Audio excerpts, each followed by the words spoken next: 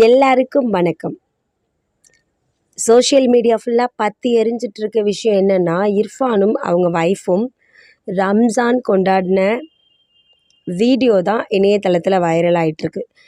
ரம்ஜான் வந்தால் கொண்டாடுவாங்க தானே, அதில் ஏன் இவங்க கொண்டாடினது மட்டும் பற்றி எரிஞ்சிட்ருக்கு அப்படின்றத பற்றி இந்த வீடியோவில் பார்க்கலாம்.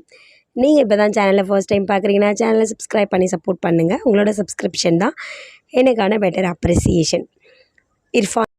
இர்ஃபான் வந்து ரம்ஜான் கொண்டாடலாம் அப்படின்னு ஏதாவது பிளான் பண்ணியிருப்பார் இல்லையா?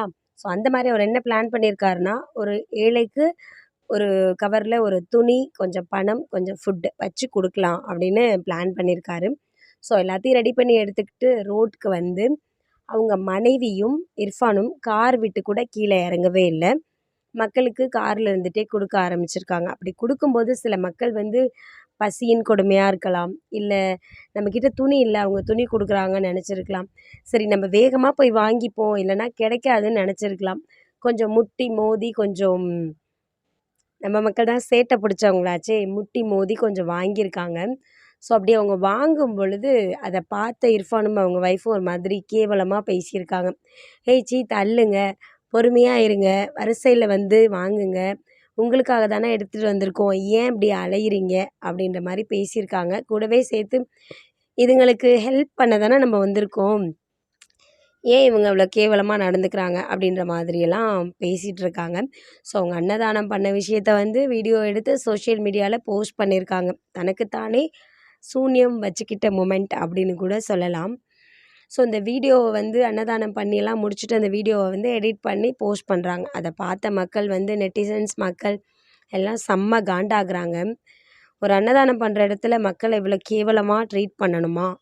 இல்லாத கொடுமைக்கு தானே வந்து அவங்க கையேந்தி நிற்கிறாங்க. கையேந்தி நிற்கிறவங்கள பார்த்துட்டு ஏச்சி போங்க வாங்க, அறிவு இல்லையா, அலையிறீங்களா, இப்படிலாம் கேட்கணுன்னு அவசியமானு எல்லாருமே தன்னோட கருத்தை ரொம்ப கோபமாக தெரிவிக்க ஆரம்பிச்சிட்டாங்க.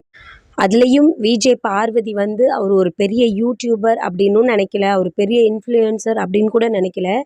தான் மனசில் பட்டதை சோஷியல் மீடியாவில் ரொம்ப சூப்பராக எக்ஸ்பிளைன் பண்ணியிருந்தாங்க. என்ன சொல்லியிருந்தாங்கன்னா, இவனுக்கு பெரிய ஜமீன்தார்னு நினப்பு, அது மட்டும் இல்லாமல் ஒரு சின்ன அன்னதானம் பண்ணுறது, இதையெல்லாம் வந்து கேமராவை தூக்கிக்கிட்டு வந்து சீப்பாக வீடியோ எடுத்து சீப்பாக விளம்பரம் தேடிக்கிறானுங்க.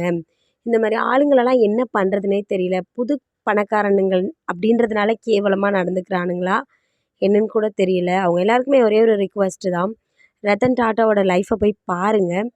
வாழ்நாள் முழுக்க சம்பாதிச்ச பணம் அத்தனையும் ஏழைகளுக்காக தான் செலவு பண்ணார். ஒரு இடத்துல கூட ஏழைகளை கேவலமாக அவர் நடத்தினதில்லை அப்படின்னு சொல்லியிருந்தாங்க.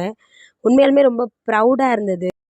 தான் மனசில் பட்டதை விஜய் பார்வதி பேசுகிறதுக்கே ஒரு தைரியம் வேணும் இல்லையா? இதுவே மதன் கௌரியாக இருந்தாருன்னு வச்சுக்கோங்களேன், வெளிநாட்டில் என்ன நடக்குது, வெளியூரில் என்ன நடக்குது அப்படின்றத பற்றி தான் பேசுவாரே தவிர்த்து, இங்கே உள்ள யூடியூபர்ஸ் என்ன மிஸ்டேக் பண்ணுறாங்க, அவங்க பண்ணுற தவறுகளெல்லாம் வந்து அவர் இது வரைக்கும் பேசினதே இல்லை. அந்த விதத்தில் விஜய் பார்வதி வந்து உண்மையாலுமே ப்ரௌடாக தான்